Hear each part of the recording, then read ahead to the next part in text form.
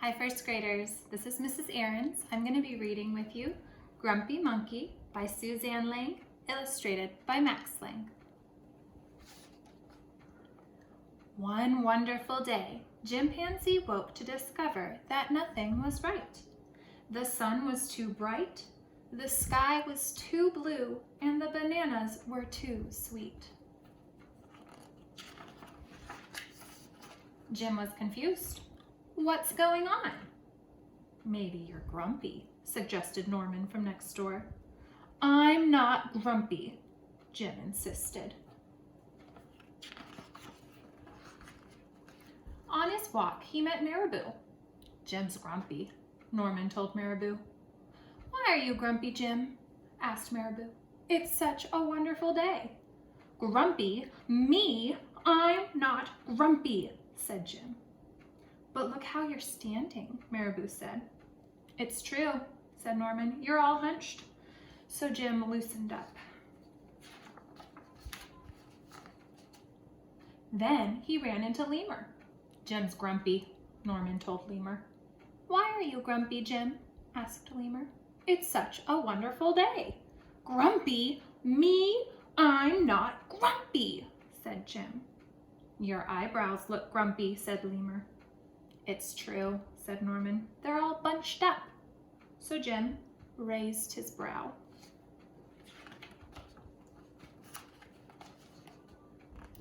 Then he tripped over Snake. Oh no, said Norman. That's the last thing you need when you're feeling so grumpy. Grumpy? Me? I'm not grumpy, said Jim. Then why that frown, said Snake. I think it's because he tripped over you, Norman whispered to Snake. So Jim put on a smile. Finally, Jim looked happy, but he didn't feel happy inside.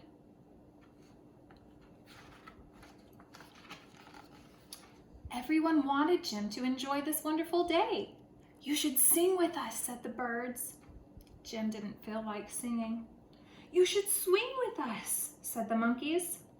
Jim didn't feel like swinging. You should roll with us, said the zebras. Jim didn't feel like rolling.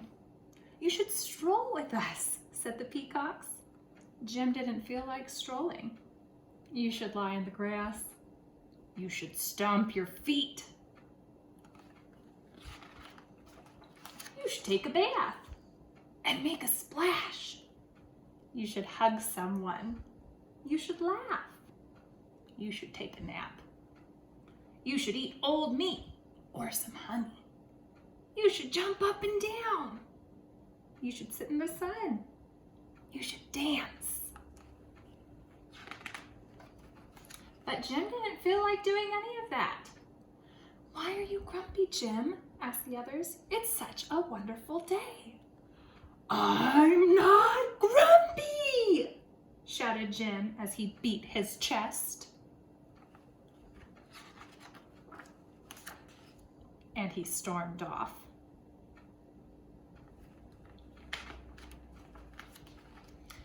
Jim felt sorry. A little sorry for shouting at everyone, but mostly sorry for himself. I guess I am grumpy, Jim sighed. And just as he was starting to feel really sad, he came upon Norman. Norman was slumped. His eyebrows were bunched up and he was frowning. What's the matter? Are you grumpy? Asked Jim. No, I danced with Porcupine, said Norman. Are you okay? Asked Jim. It hurts, but I'll probably feel better soon enough, said Norman. Are you still grumpy? Yes, said Jim, but I'll probably feel better soon enough too. For now, I just need to be grumpy. It's a wonderful day to be grumpy, said Norman. Jim agreed. And he already felt a little bit better.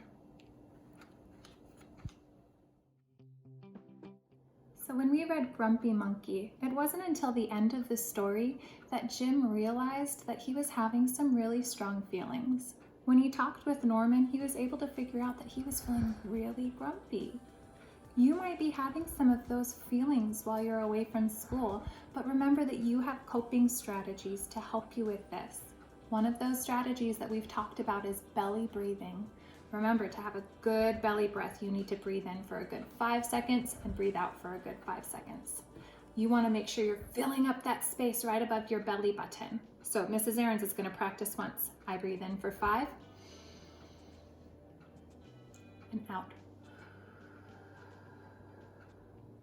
You might want to do that 2 or 3 times to help you calm down whenever you're feeling grumpy or a little upset.